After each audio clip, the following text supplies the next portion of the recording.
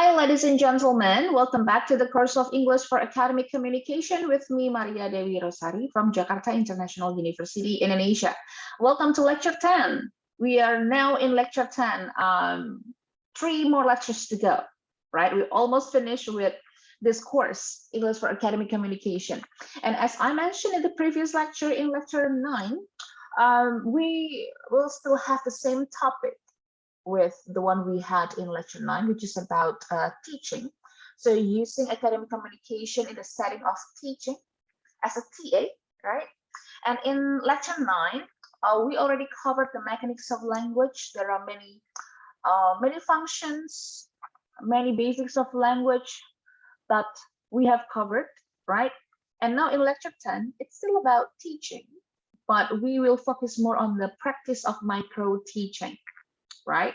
So it's still the continuation of the material in Lecture 9, but it's more of the application, right? And later you will see more cases in in a teaching setting, and also there will be 2 application activities for you to apply the mechanics of language that we have learned and discussed so far. All right, let's find out the learning objectives of this Lecture 10.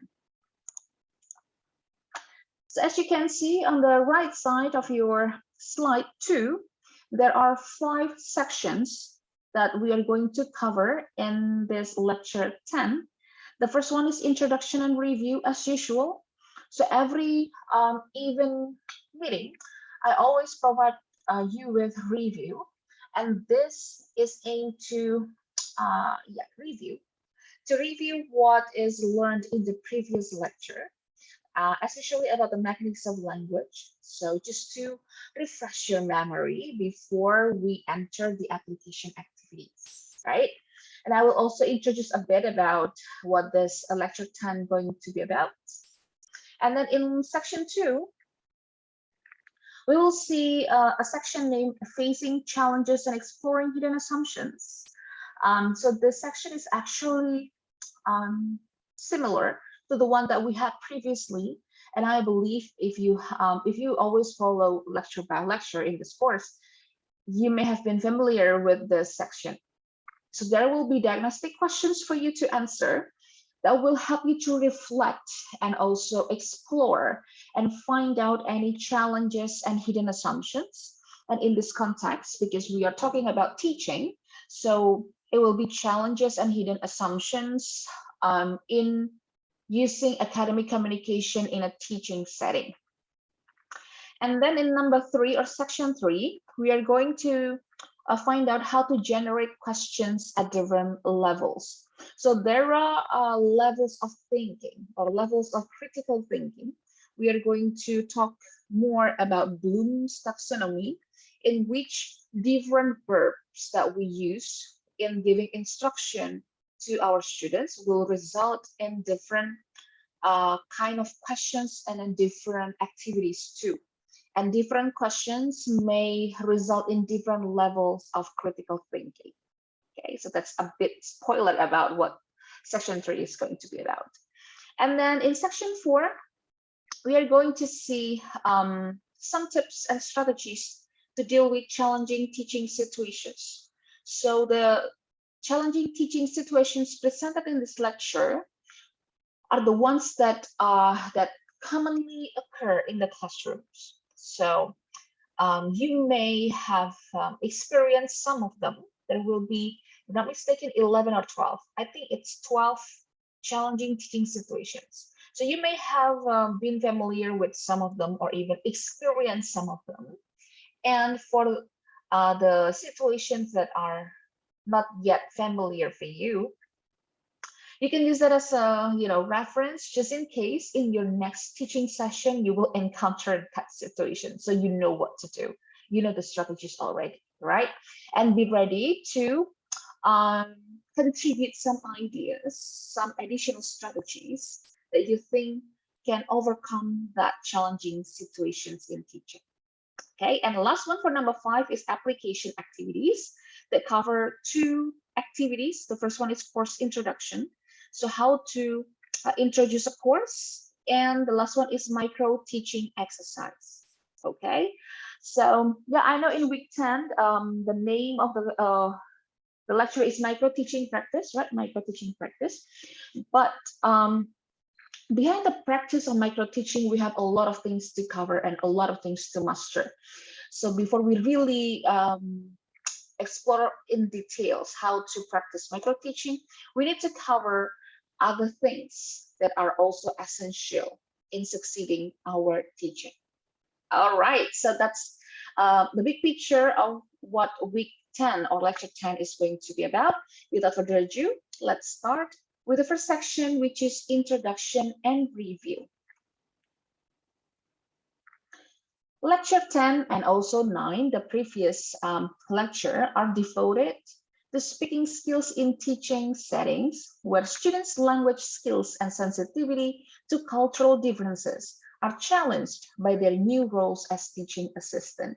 So the two courses in lecture 9 and 10 are actually mainly specifically designed for helping teaching assistant, but it doesn't mean that the materials in these two lectures are not, important for teachers or instructors.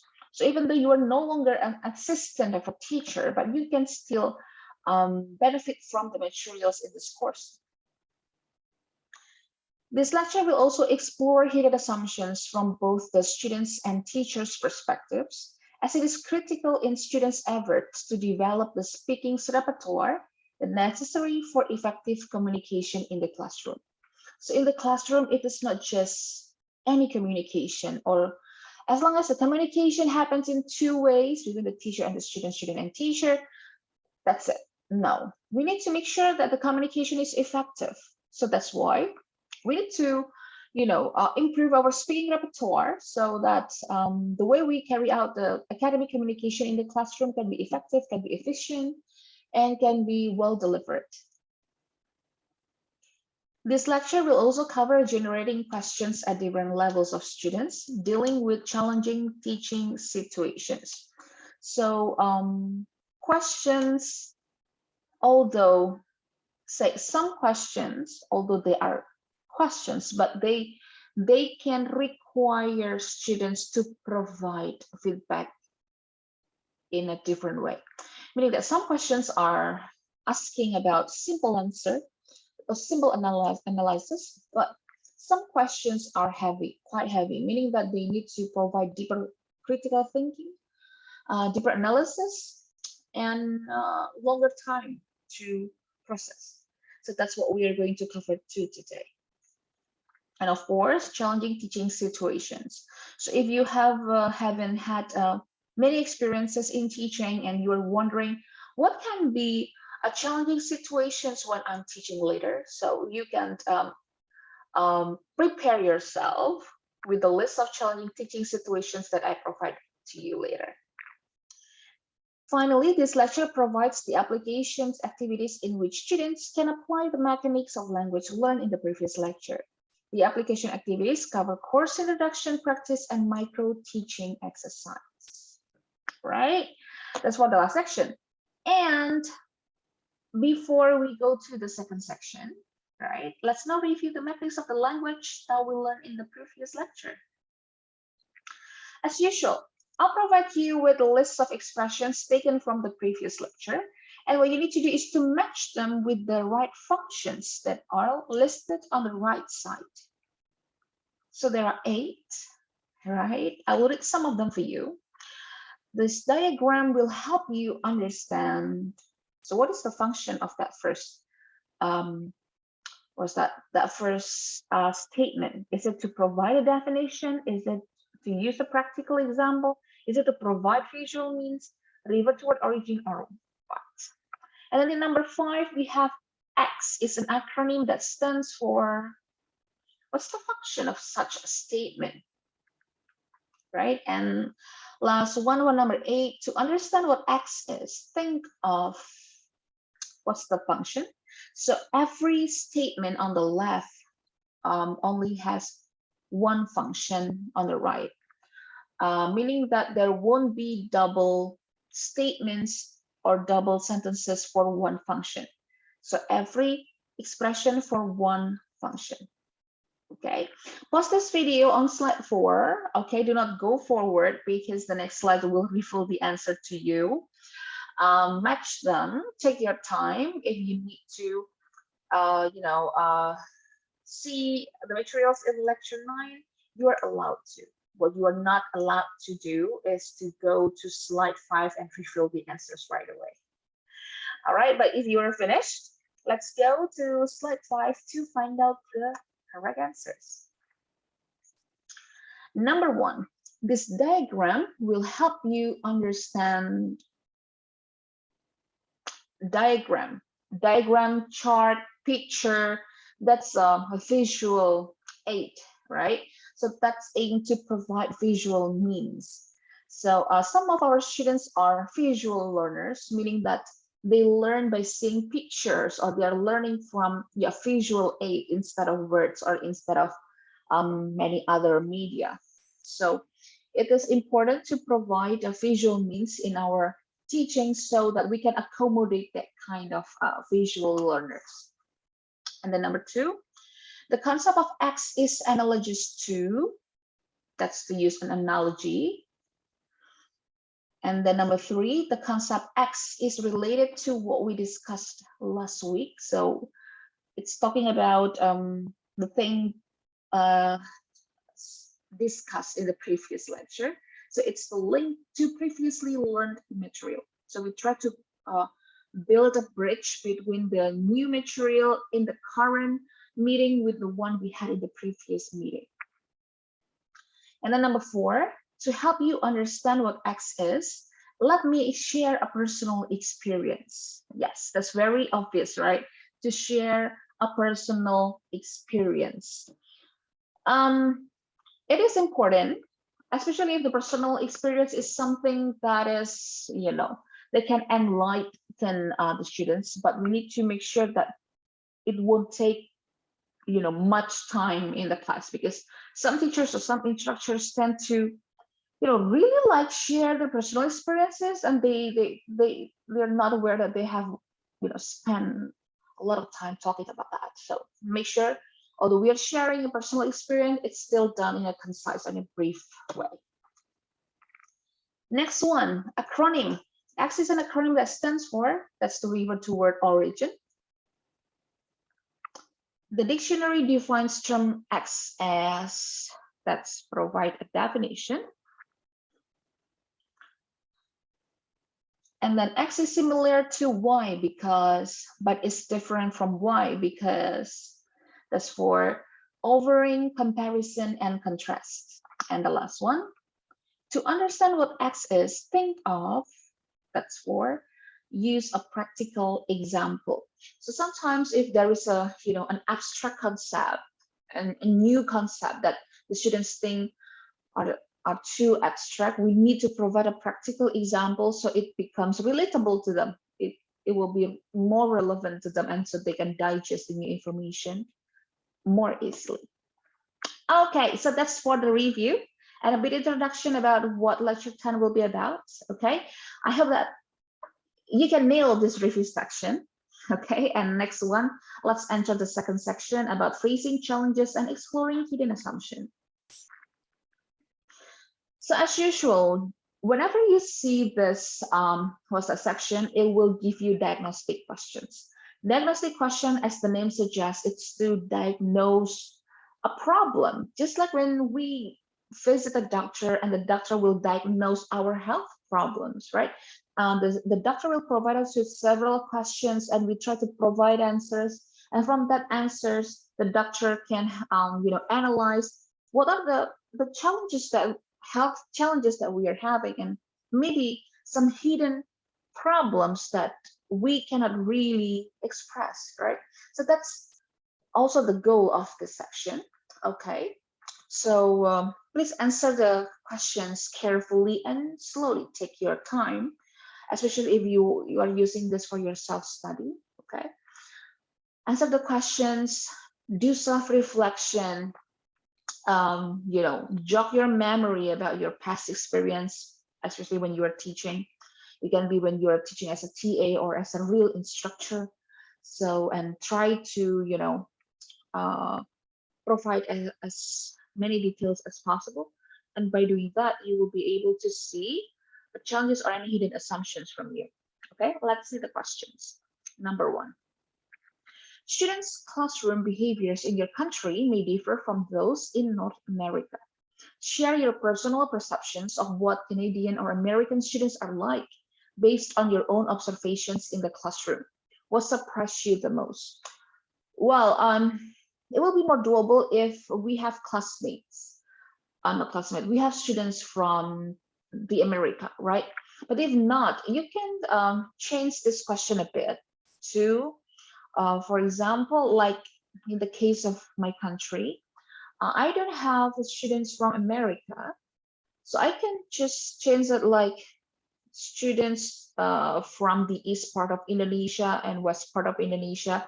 It already provides us with a lot of cultural differences, and we can do that as well, right? If you are using this as your classroom instruction, so you can modify it based on the situations of your class, right? So what surprised you the most? Maybe there's a culture shock, maybe, especially if your friends come from different area or even different country, then come to the place where the university is in, and the culture is very different and then surprising like that. Number two, what are some of your expectations about how students and instructors should behave and learn in your culture? Share these expectations with your speaking partners. Do you and your speaking partners share the same expectations? Try asking your English speaking colleagues to share their expectations with you. What have you discovered? What are some strategies that you can use to bridge the cultural gap?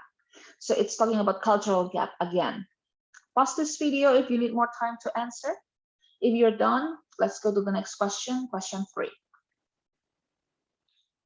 How would you introduce the syllabus for a course on the first day of class?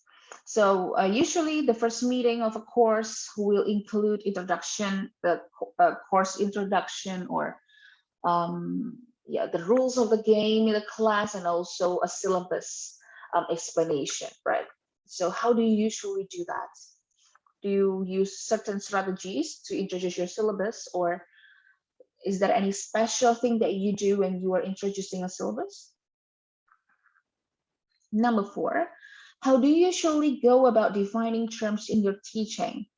Explain how you would vary your ways of defining a term in your teaching on the basis of the following situations.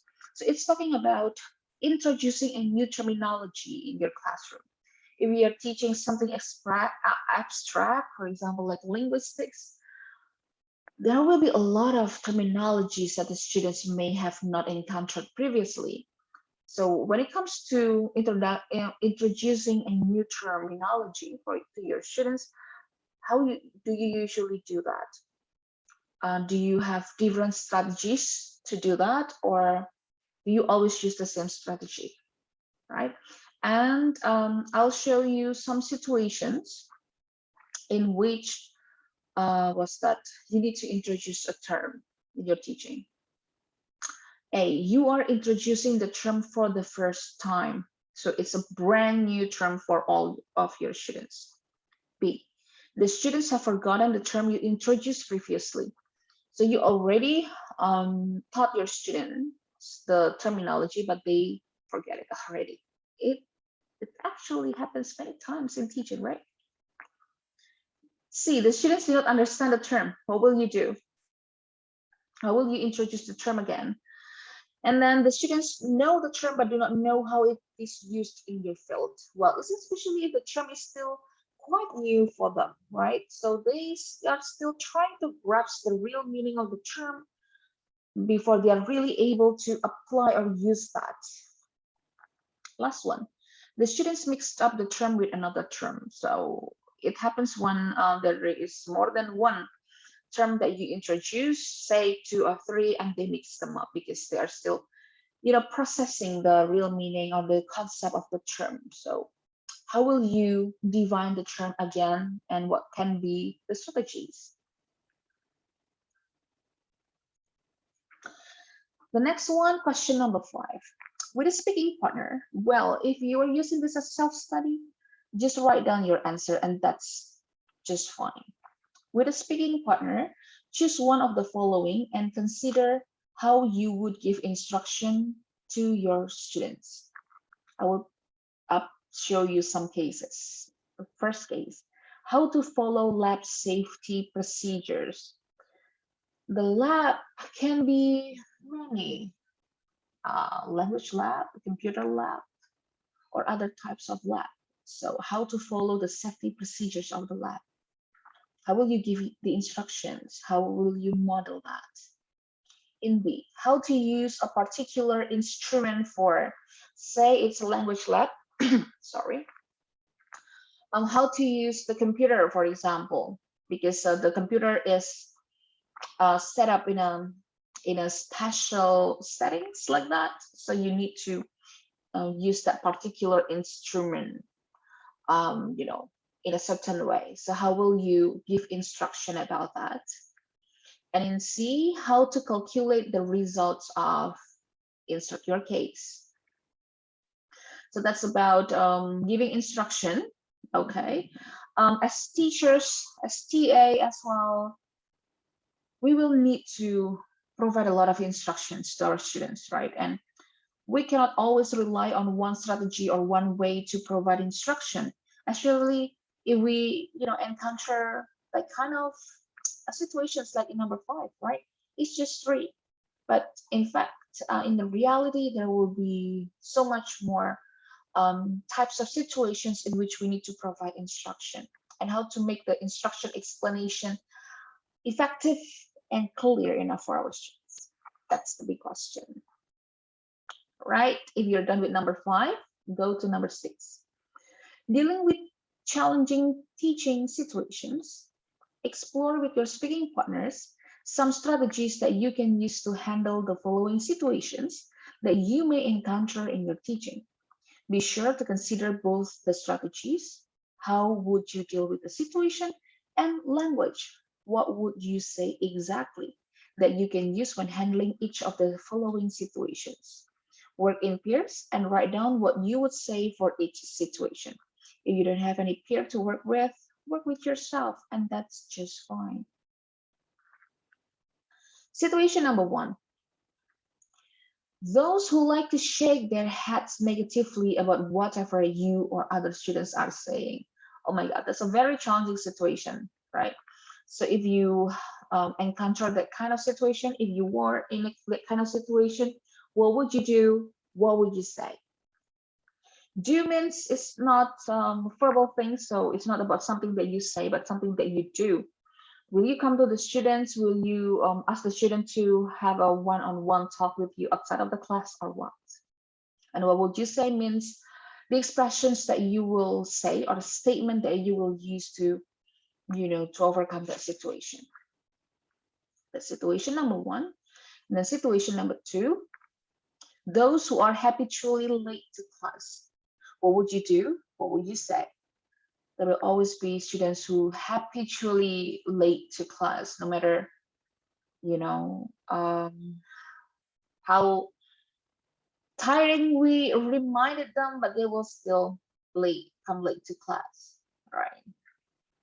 And then situation 3, those who tend to ramble on and on and on and on and on, so that will waste your teaching time.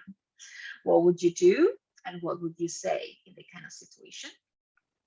Situation number 4, those who tend to be very quiet. So it's kind of the opposite of situation number 3. So if you meet the students who are very quiet, what would you do? What would you say? Situation 5, those who read newspapers or books that are not relevant to your class. Maybe their comic books or their favorite magazines. So instead of reading the material book that you ask them to read, they read their favorite magazine or comics instead. So what would you do and what would you say? And then situation 6, those who like to chit chat while you are teaching. Those talkative students who like to talk with their seatmates. when you're teaching? What would you do? What would you say to overcome the kind of situation?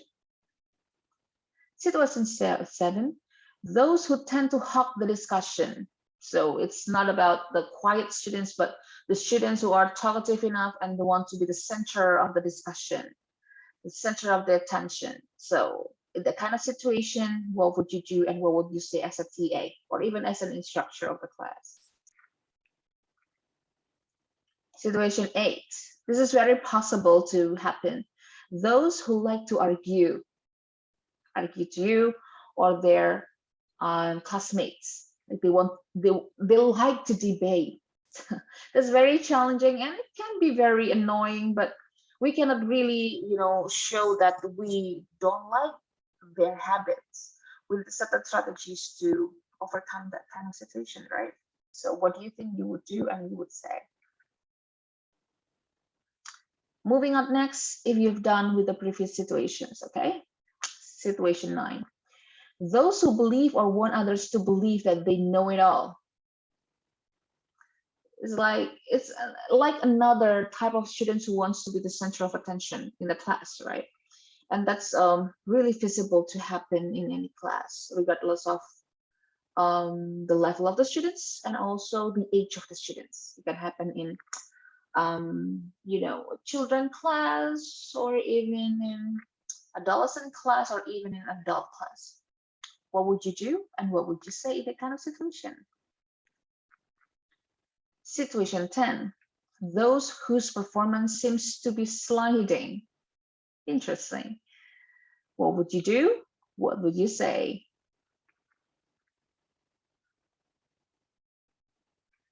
Next one, situation 11, those who are not attentive in class. So they're just physically present, but not mentally present. So what do you think you would do? And what do you think you would say in that kind of situation?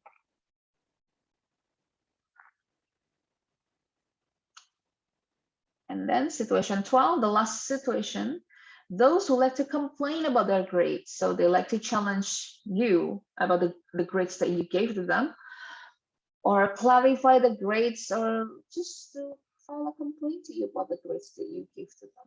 So if you're encountering that situation, what would you do and what would you say? So I hope that maybe one or two of the situations, those 12 situations, are the ones that you have experienced, so that you can at least relate to one or two situations written in here, right? If not, and if you think, is it really possible that the situation really occurs in my class? Well, it's just about time. It's just about time. Sooner or later, you will experience that kind of situation in your teaching. And this is why it is important to, to get familiar with the kind of situation, at least to know first that there will be the kind of situation in any classroom teaching, so that we know how to overcome that and how to prevent that to happen again in your next teaching session, right? If you're using this material for classroom instruction, or if you have a peer to work with, please do number 7. Together with your partner, brainstorm 2 or 3 strategies that you as an international teaching assistant can use to enhance clarity of explanations in a lecture, tutorial, or lab session. So in addition to giving instruction, we will give a lot of explanations during our teaching sessions, right? So how will you provide explanations to your students? What are some strategies that you think can be used to provide explanations and then to enhance the clarity of your explanations? For example, I will provide visual aids so that my explanation is visually explained too, so that will be easier for the students to understand. For example, right? What are other things that you think are applicable to enhance clarity of explanations? Okay, ladies and gentlemen, so that's the section 2, okay, about facing challenges and exploring hidden assumptions. I know that there are a lot of questions to answer, so that's just take your time. If you're using that for classroom instruction, so You can always adjust the number of the questions or the way you will discuss all the questions with your students based on the situation and condition of your class. All right, it's not always necessary to cover all of them, because if it's not doable, it's not, fit into the time frame of your class. So don't do it. At least you can cover most of them, at least 60%. That's already good. Okay. So after facing challenges and exploring hidden assumption, we will go to section 3 about how to generate questions at different levels. Let's see. So we are talking about Bloom, like what I said previously. Bloom in 1956 and 1984 is well known for creating the taxonomy of higher level thinking questions. So there are a lot of questions, right? Say there are many questions, and different questions is asking different level of higher level of thinking skill, like that. So that's what we're going to discuss in this section. Why is it important? Because like this, we um, we cannot always ask our students to, always do the lowest level of higher thinking skill, right? Sometimes we need to challenge them into the middle level, or even if you think that they're already expert, then you can challenge them into the highest level so that we can maximize our students' potential. We can make most out of the time given to our course, right? If we can't, like stretch our students' ability up to the highest level, why not? Why settle for less, right? Use Bloom's taxonomy that puts questions in hierarchical categories of thinking skills, from less complex to those that require higher order level of thinking, as a starting point for practice in generating questions. And you can use this as also a reference. For example, you are teaching general English, for example. So the course is general English, but you have several classes for that course. For example, one class as beginner class, and then pre-intermediate, and then intermediate, pre-advanced, and then advanced or post-advanced, like that. So you can provide different questions and different tasks that require different level thinking questions, that require them to use different level thinking skills, right? Let's see those levels of higher thinking by Bloom. The lowest level is facts or knowledge.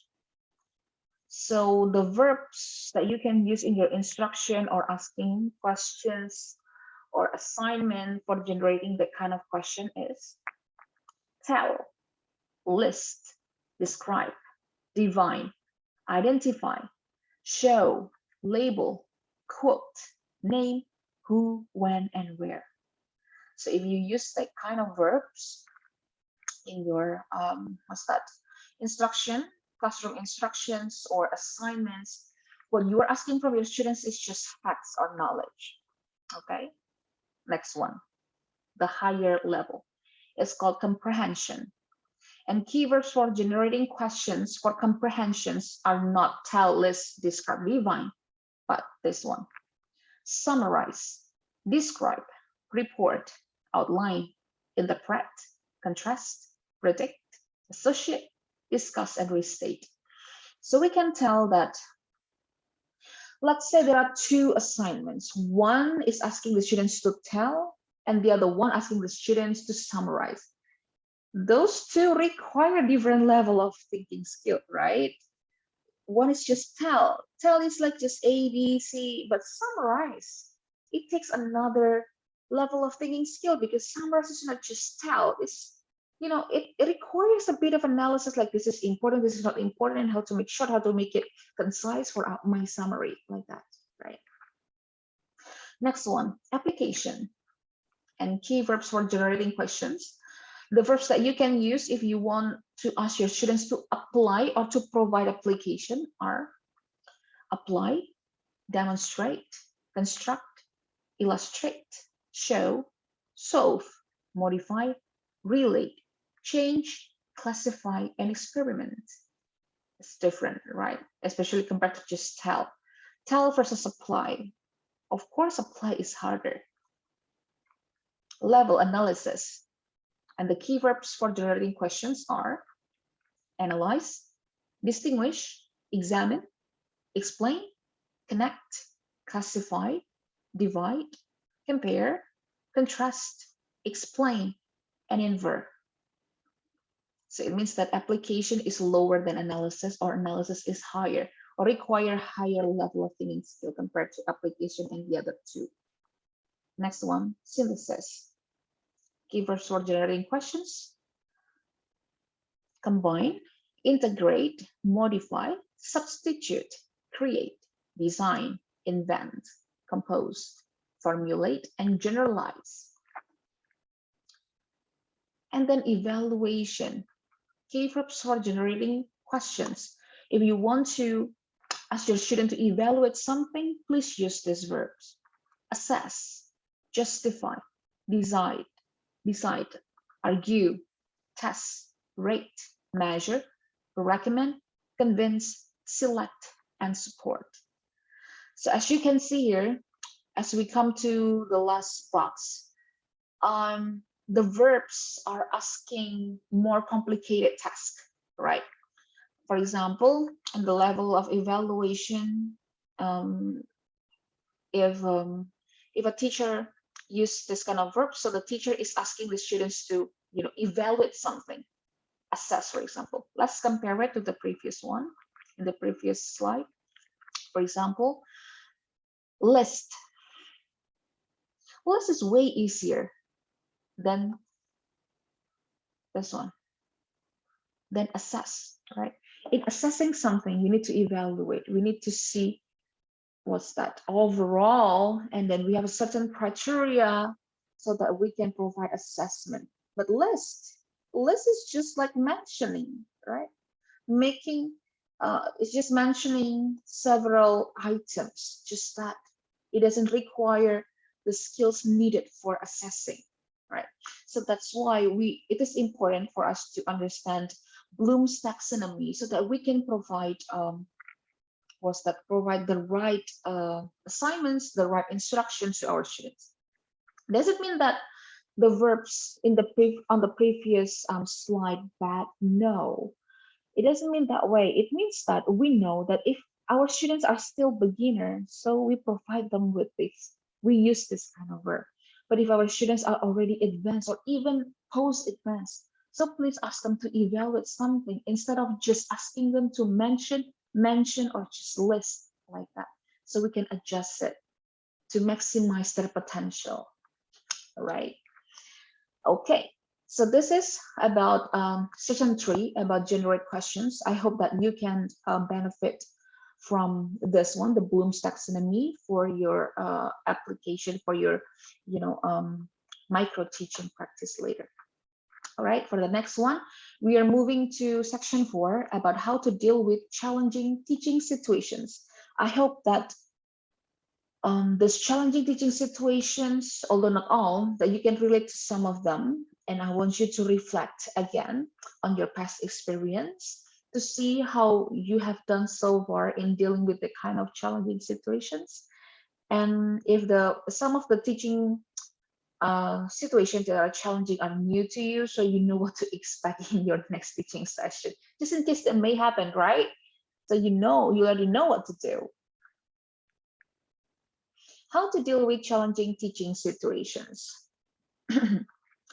Before dealing with some of the challenging situations presented here, it's important to keep in mind that most students will appreciate your efforts to reach out to them and to show that you care about their learning. A general good principle to follow in communicating with students in those situations is to focus on the issue and not to take the comments or behaviors personally. So although sometimes the students are acting in a challenging way, it doesn't have anything to do with us personally, but it's about them. So we need to show that we care about them and not to take any behaviors or any comments or any statements from our students in that challenging situation personally. Suspend personal judgments or assumptions and address the issue with seriousness, clarity, respect, and firmness. Although it's challenging, we still need to show respect to our students. Use the following strategies as a starting point as you fine-tune your communication with individual students. Let's see the challenging teaching situations. The first one, the head shaker. So the ones who like to shake their heads for whatever said by you as the TA or the teacher and other students. It's difficult to ignore someone who shakes his or her head negatively about what you or other students are saying halfway through the turn. Try focusing on the student who is speaking or on finishing up your point. Then acknowledge the disagreement. Yeah, they shake their head because they disagree with what you're saying or other students are saying, but still, although we can feel annoyed, but we still need to acknowledge their disagreement. You may respond, for example, Andrew, I see you are shaking your head. It looks like you disagree with what is being said. Would you like to share your reactions with the rest of the class? Or let's make the decision after weighing on all the suggestions and alternatives. You can also say this way. You may be right, but we are tackling the problem as a group in order to come up with new solutions. Let's see if we can gain new insights and learn new ways of looking at the problem from each other. Okay, so there are some examples on how to address that problem. Now, how about you? Can you come up with other strategies in dealing with the head shaker? Or what will you do? What can a TA say or do in that kind of situation? Write it down on the right side of slide 17.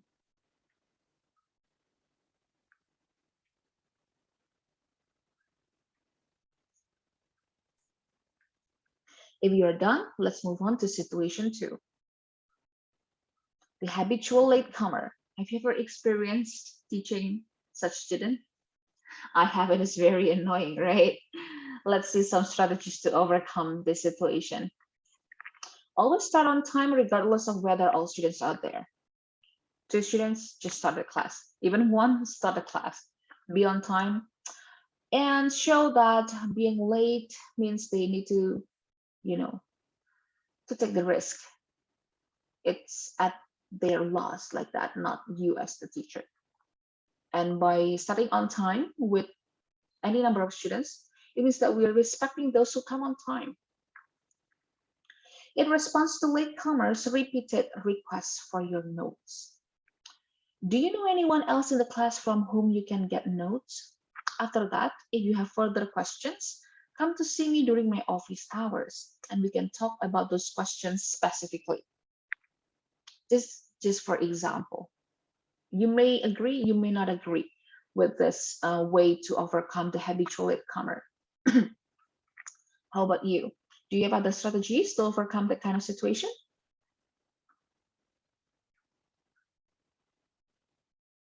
Situation number 3, the rambler. If the student digresses or his or her talk is veering off track, bring everyone back on track. For example, we can say this. Let's focus on the question. Let's focus on the topic, blah, blah, blah, at hand. So we, redirecting the focus of the class back on track. Do you have another idea to overcome that kind of situation?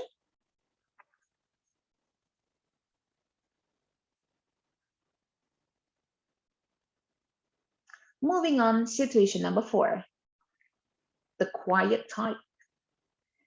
Be sensitive to students' different participation styles. Silence may be a sign of difference in certain cultures rather than a sign of passivity, lack of interest, shyness, or lack of engagement in the classroom. So quiet doesn't mean that doesn't always mean that your students are not willing to participate, but it can be something that is influenced by their culture. So we need to be sensitive about the kind of cultural differences. Use warm calls to invite those who tend to be quieter to contribute by saying, for example, X, would you be willing to share your personal thoughts after we have heard from X? So we really address X as the quiet student to talk to participate more. Provide acknowledgement or encouragement. For example, thanks for making the point about, thanks for asking the question about. That was an excellent point you made. I hope we will continue to hear your thoughts in class. So encouragement.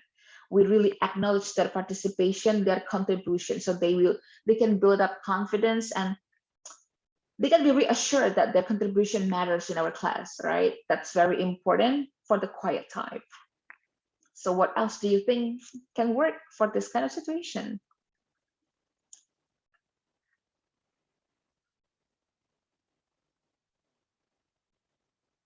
Moving on, next one.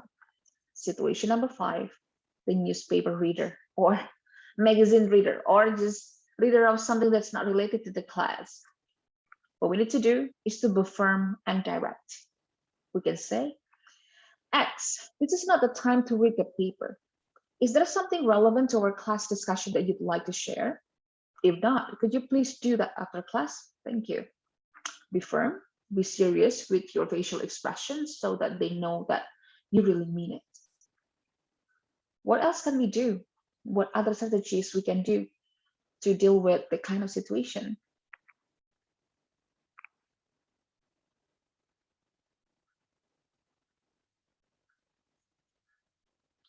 Situation number 6, the chit chatter. Those who like to talk in your classroom, but the talk is not related to what is being discussed or the topic of your teaching. You can say this one. It makes it hard for the members of the class to hear each other when you two are talking. Could you please save it for after class? So still be firm and direct too to the students. What else can we do? What do you think?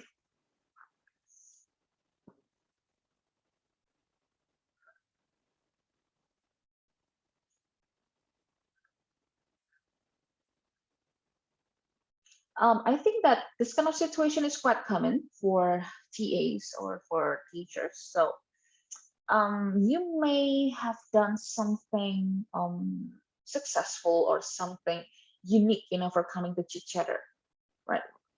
It seems that there is always be chit chatter in any classroom, right? Maybe some of them are worse, or some of them which is the lot, chit chatter, but not that bad, right? So how do you deal with that? Share your experience, reflect on them. Maybe you have done something that is great in the past, and you may need to use that again in your next teaching session. Next one, situation number 7, the discussion hub. Or it's someone who likes to be the center of attention or the center of the discussion or the main actor of the discussion, right? Why this kind of situation needs to be addressed? Because we need to make sure that everyone can contribute equally in the discussion or in the classroom, and we don't want to leave some students behind, right? We don't want to focus all the class only to this person and ignore the rest, right? It won't be good, and it won't make us a good teacher or TA too. So to overcome that kind of situation, we can say this: X, I'll come back to you shortly. Let's see if someone else wants to grab the floor or has something to say for a minute. Or else, let's see if someone has a different take on this. So we switch the focus or switch the speaking turn to someone else, and we can address that to someone that has been quiet all the time during the discussion, so that the discussion is not only focusing or really highlighting that kind of person as the discussion hub. Have you ever met that kind of situation? If not, then can you imagine if that kind of situation really occurs in your teaching session? What will you do? What can be doable and successful to do in the class? If you have encountered that kind of situation, so what did you do at that time? Well, it can be successful or How successful or not successful, that's okay. If that strategy that you did was not successful, it doesn't mean that it won't be successful in your another teaching session or another class though, right? Next one, situation 8, the debater. Be mindful of students' tolerance for ambiguity. Some may have a lower tolerance for ideas and propositions that run counter to their own belief systems or structures or knowledge. It's also important to recognize that when students express viewpoints that are contrary to yours, their statements are not necessarily challenges to your authority. So we need to, remember that if the students like to debate us, debate our point of view, debate our opinion, it doesn't mean that they are actually challenging our authority. Maybe they just need to, clarify their thoughts, or maybe they want to see how their viewpoints or how their opinions works in the class or during the discussion. What we need to do is to communicate in a way that guides them toward thinking about other perspectives. So those debaters may sound like they really want to force their viewpoints or ideas to the class. So as a TA, as a teacher, as an instructor, we need to communicate in a way that guides the debater toward thinking about other viewpoints, other angles of thinking. For example, we can do this way. What do you see as the alternatives? All right, so when they are really persistent with a certain idea, we guide them to see different ideas or alternatives. How do you think the author could strengthen his argument? Let's examine some of the reasons why there is real debate about the issue. All right. Let's take a look at the issue from a different perspective. What else can we do? What do you think?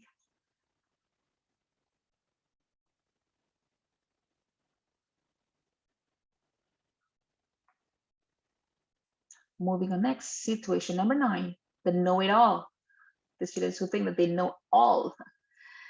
These are students who believe that they know everything or want others to perceive them as such. In addition to hogging every opportunity to answer questions, they may try to answer questions that are addressed to you or may even contradict your explanations or the information you have provided, to the point of undermining your authority as a teaching assistant. So it's quite different from the previous one. So they like to debate you because they want to challenge your authority as a TA or instructor. Reassert the primacy of your authority by stating the importance of looking at different perspectives on the issue and of pointing out areas that might have been overlooked. So maybe the person or the students really, just focusing on a certain viewpoint. So as a TA, as an instructor, we need to help them to see different areas, different perspectives, different way of thinking. Right? Refocus students' attention on the explanation you have provided. For example, what do you think about the argument made by X in his or her most recent work? Although there may be some disagreement among researchers in the field about how to define X, there is a growing consensus about the key elements of what constitutes X, as presented in the definition I provided you. All right, so we redirect the focus of the student to see different alternatives. What else can we do? What do you think?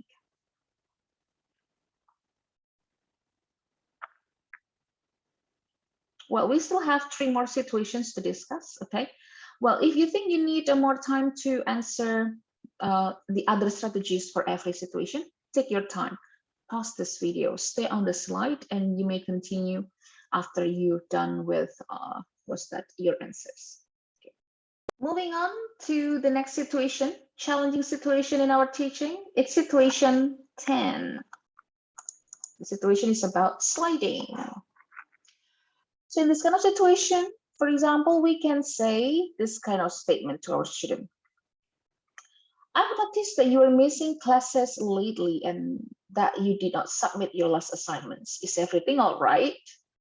So we still show that we care about them. but still making sure that we can handle that kind of situation. If the student's problem is beyond your capacity and duties as a teaching assistant, refer to the student to other support services, for example, counseling services on campus. Yes, we need to show that we care about our students. We need to show that we respect them. We are there for them, but we need to know our limit. If we think that the problems that the students are currently facing is beyond what we can do, so just hand it over to other departments in our campus. Maybe counseling services in our campus may help. What can be other strategies that we can do in such situation? What do you think?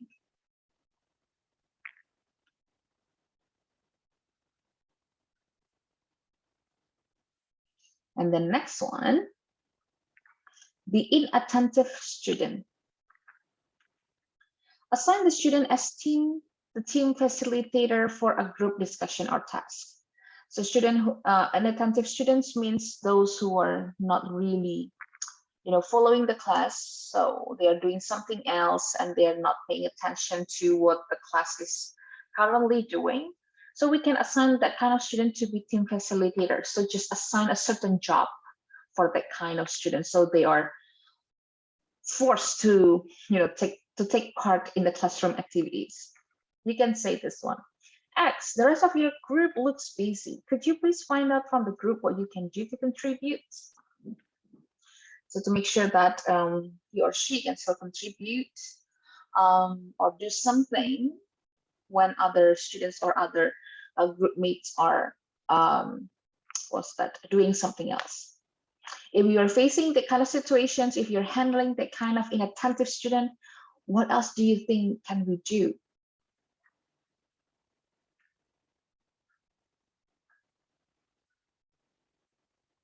All right, so I revised what I said earlier. I said that there will be 12 situations, but instead there are only 11 situations only for the challenging teaching situations. For the next one, we are entering the last section, which is the main agenda for lecture 10. It is about the application activities. There will be 2, course introduction and micro teaching practice. Okay. If you're using this material for your classroom instruction, you may modify that a bit. Like, for example, you're asking some students to be inattentive or to be debater or to be the rambler or anything else. So just make the scenario so that your students can experience different challenging situation and can really apply what has been learned so far. Okay, let's find out the application activities, and let's start from the course introduction. So course introduction usually happens in the very first meeting. Yeah, because the name is introduction, right? So we introduce the course to our students. We introduce what the course will be about and what they are expected to do and to accomplish in the course and many other things, right? This application activity is for classroom instruction, although you can still use this in your self-study. Of course, you can always use this for your self-study with some adjustment. I will explain it later. Work with a partner to prepare your mini demo. Each of you will present one part of the introduction based on the number 1 or 2 you were assigned. Please feel free to give each other feedback during the preparation process and on the presentation. So there will be 2 parts, right? Student 1 will do this, student 2 will do that. That's doable and applicable in classroom setting. If you're using this for a self-study, you need to do all. Although that may sound heavy and may take a long time for you to finish, that's okay. It means that you are practicing everything in here and you are experiencing all of them. That would be great, right? So please work with the expressions or mechanics of language we discussed earlier, both in lecture 9 and also this lecture 10, okay?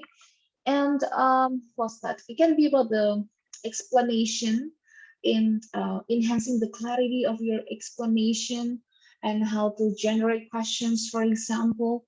So please use the, the mechanics of language.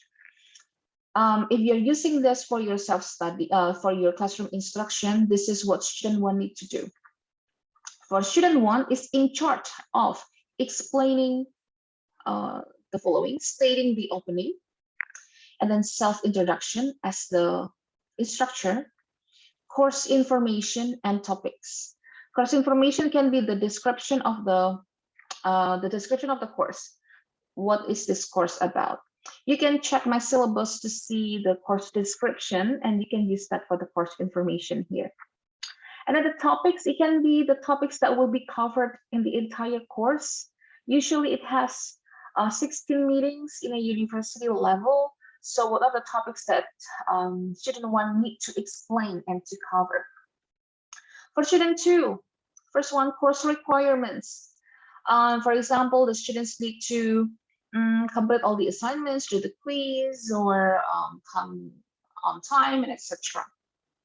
And then grading policy, how many percent goes to their quiz, their assignment, their homework, and their participation in the class, or maybe other grading policy that you may add to that.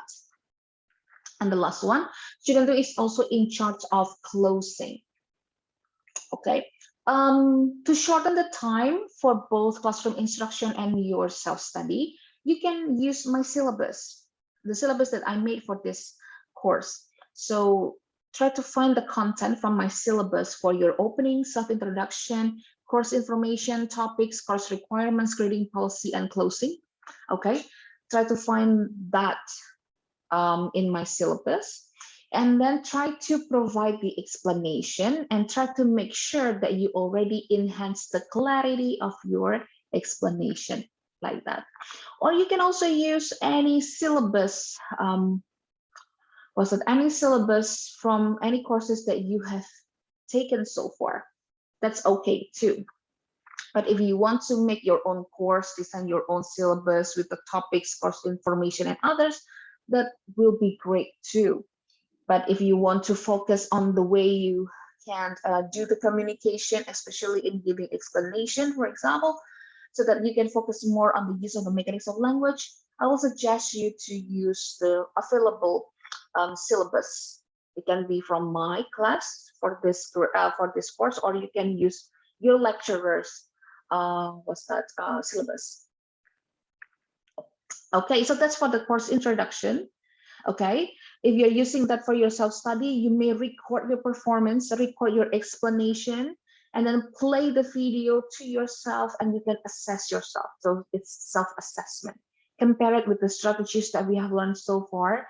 And do you tick all the boxes, or did you miss something? What you need to improve? You can analyze yourself. Or you can even ask your friend or your roommates to provide feedback for you. Okay. Next one, we are seeing the next application activities, which is micro teaching exercise. Let's see. So it can be done for self-study or take-home task. Okay, so don't worry if you're using this for your self-study, you can still use that. Choose to apply one or more of the strategies from the enhancing the clarity of explanations section, and prepare the language that you will use to communicate key concepts, theories, or ideas in your teaching for 7 consecutive sessions. Reflect on what worked and what did not work for each application. What are your observations about students' comprehension of your explanations over time?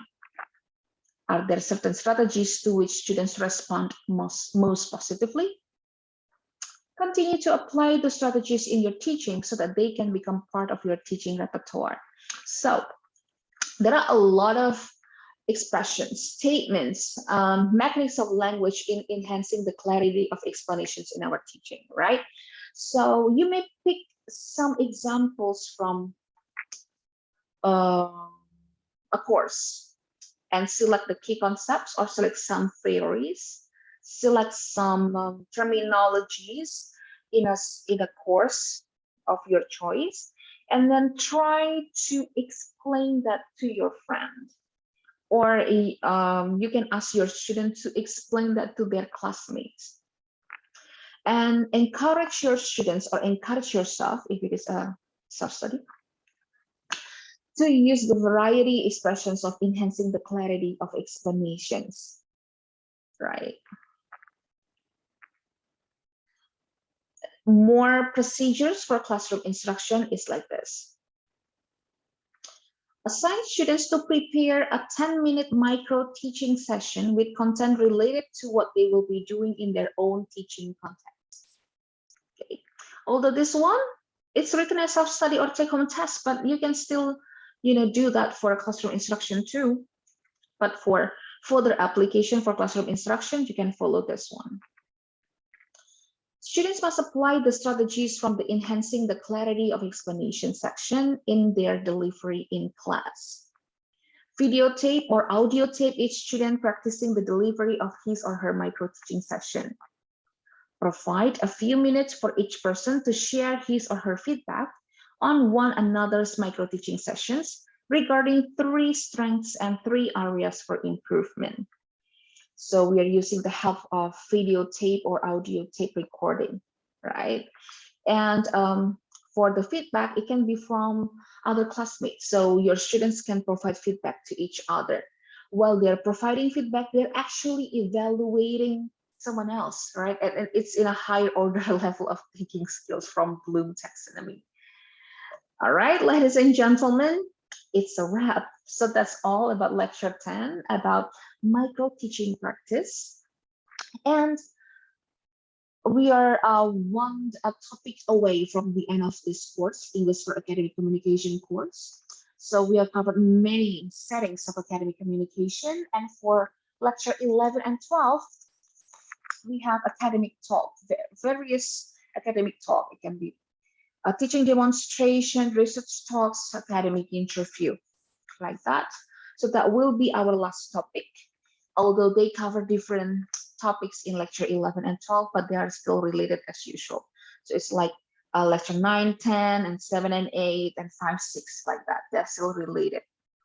Okay, then, so that's all for lecture 10. I hope that the material can help you in improving your ability as a TA or even as an instructor.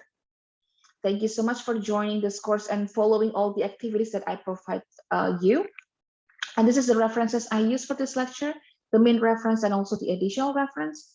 If you want to see a further explanation about the material of today, you can go to page 65, 60 up to 69, 71b, and 76 up to 81 of Huang's book entitled Academic Communication Skills. That's all for lecture 10. Thank you so much. I'll see you in lecture 11 and 12 for the last 2 lectures of English for Academic Communication course. I'll see you.